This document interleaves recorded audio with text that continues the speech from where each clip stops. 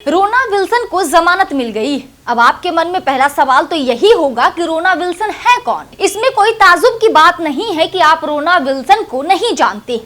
आज के इस एपिसोड में बताएंगे कि रोना विल्सन कौन है और आज उनकी चर्चा क्यों कर रहे। नमस्कार, मैं हूं शारदा सिंह आपके साथ और आप देख रहे हैं टीवीजी मीडिया की खास पेशकश। दरअसल बॉम्बे हाईकोर्ट ने एल्गार परिषद माओवादी संबंध मामले में गिरफ्तार रोना विल्सन को 6.5 साल बाद जमानत दी। इसी मामले में सुधीर धावले को भी 6.5 साल बाद ही जमानत मिली। यहाँ सवाल ये भी उठेगा कि आखिर इन पर आरोप क्या था। जिन मामलों में इन्हें जेल में डाला गया था वो प्रधानमंत्री की हत्या की साजिश का मामला था।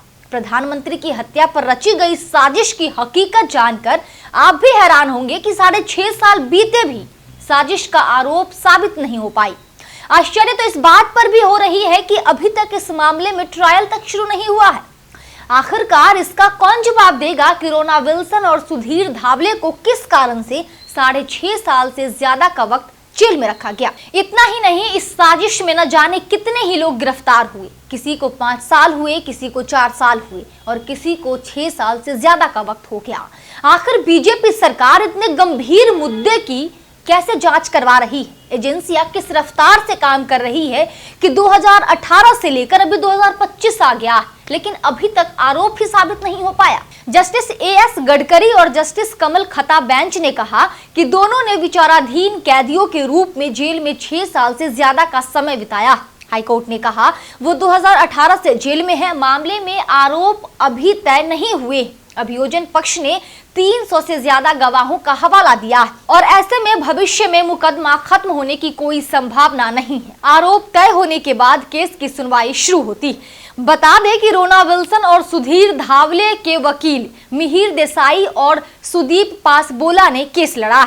जब वकील सुदीप पासबोला और मिहिर देसाई ने तर्क दिया कि दोनों ने करीब 7 साल जेल में बिताए हैं और एनआईए मामले में आरोप तय करने में भी विफल रही है, तो बॉम्बे हाईकोर्ट में एनआईए इस बार जमानत का विरोध नहीं किया। एनआईए ने हाईकोर्ट के सामने कहा कि वो मामले में मुकदमे में तेजी लाएंगे। सोचिए, जब इतने साल बीत गए, कोर्ट जिन पर आरोप लगे हैं उन्हें इस बात पर जमानत मिल रही है कि उन पर आरोप ही साबित नहीं हो पाई है।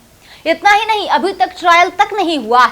एनआईए कहती है जांच में तेजी लाएगी। ये तो साफ साफ आंखों में धूल झोंकने वाली बात है। इसके अलावा फॉर्म फांसियाड पर किताब लिखने वाली सुधा भारद्वाज को 3 साल के जेल में डाल दिया गया। इतना ही नहीं, स्टेन स्वामी तो जेल में ही मर गए। नागपुर विश्वविद्यालय की पूर्व प्रोफेसर शोभा सेन, इन्हें भी 5 साल तक जेल में रखा गया। कवि वरवरा राव भी जेल में रहे और पत्रकार गौतम नवलखा, वकील अरुण फरेरा, लेखक और शिक्षाविद आनंद तेलतुंबडे को जमानत मिल गई। इसमें कई लोग ऐसे हैं जिन्हें जमानत नहीं मिली है। मिलेगी भी या नहीं ये कोई नहीं जानता। बता दें कि इस मामले में 16 लोगों को गिरफ्तार किया गया था। हालांकि कई लोग जमानत पर बाहर हैं, लेकिन अभी भी कई लोग इस मामले में जेल में बंद हैं। जो लोग अभी भी सलाखों के पीछे हैं उनमें वकील सुरेंद्र गाडलिंग, दिल्ली विश्वविद्यालय के एसोसिएट प्रोफेसर हनी बाबू, सांस्कृतिक कलाकार और कार्यकर्ता सागर गोरखे, रमेश गायचोर और ज्योति जगताप शामिल हैं। खैर, जानकारी के लिए बता दें कि ये मामला 31 दिसंबर 2017 को पुणे में आयोजित एल्गार परिषद सम्मेलन नाम से एक गोष्ठी हुई थी। उसके अगले ही दिन पुणे जिले के भीमा कोरेगांव में हिंसा भड़क गई थी। तो इस गोष्ठी में जो भाषण दिए गए उसी भाषण को इस हिंसा का जिम्मेदार बताया गया।